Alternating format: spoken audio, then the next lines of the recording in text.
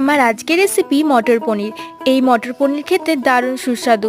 আর এখন তো শীতের মরশুম, বাজারে খুব সহজেই মটর পাওয়া যায়। তাই দেরি না করে তোমরাও বাড়িতে বানিয়ে ফেলো মটর পনির রেসিপি। প্রথমে কড়াইয়ে সাদা তেল দিয়ে গরম হলে পনিরের কিউবগুলো দিয়ে হালকা করে ভেজে নিতে হবে। পনিরের কিউবগুলো গোল্ডেন ব্রাউন হলে তুলে নিয়েছি। এরপর ওই তেলেই গোটা জিরে ফোড়ন দিয়ে এবার তাতে পেঁয়াজ কুচি দিয়ে নাড়াচাড়া করে হালকা ভেজে নিয়েছি।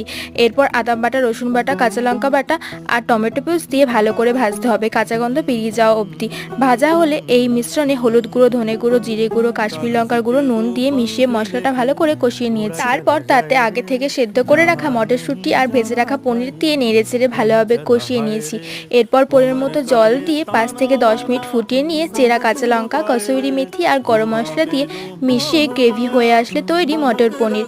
রুটি বা পরোটার সঙ্গে গরম গরম পরিবেশন করুন মটর পনির। ভিডিওটি কেমন লাগলো অবশ্যই জানিও। আজকে এতটুকুই, টাটা।